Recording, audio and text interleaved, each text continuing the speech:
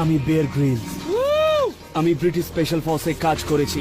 আমি যাচ্ছি রকি পর্বতমালার একেবারে দুর্গম অঞ্চলে। সঙ্গে শুধু পরনে জামা কাপড়, জল নেই, খাবারও নেই, আর কোনো মোবাইল ফোনও নেই। আর আমাকে নিজের ক্ষমতায় 5 দিনের মধ্যে এখান থেকে বেঁচে বেরিয়ে আসতে হবে। এখন অন্তত 60 ফুট ওপরে আছি। যদি লাফ দিই তাহলে পা ভাঙবে।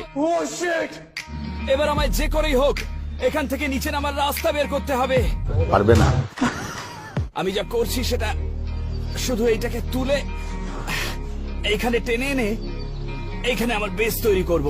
তাচ্ছিস কিসের জন্য ভাই?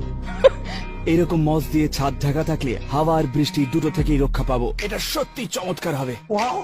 আমি এখন ইকুয়েডরিয়ান রেন ফরেস্টে মাছ শিকার করছি। গাছপালার মধ্যেই মাছেরা লুকিয়ে থাকতে ভালোবাসে, বিশেষ করে দিনের এই সময়।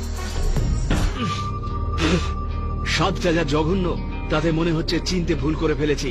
হতে পারে এটা বিষাক্ত। বন্য এলাকায় টিকে থাকতে হলে সবচেয়ে কম শক্তি ক্ষয় করে খাবার খুঁজে বের করতে হবে। আমায় এরকমই অগভীর জল খুঁজতে হবে। কেন? এমনিতে কি হয়, এই ধরনের জঙ্গলের জলায় জলের লেভেল ক্রমশ কমতে থাকে। Oh my god. আমার আর আমার চুপচুপে ভিজে শরীরের জন্য দরকার আগুন।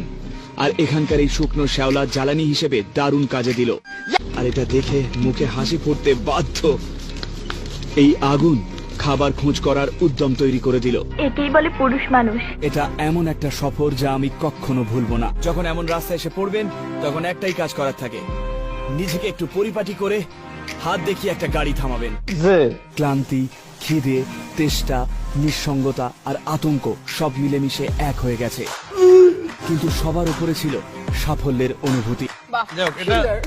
আমি রকি মাউন্টেন থেকে বেঁচে ফিরে এসেছি। Wow.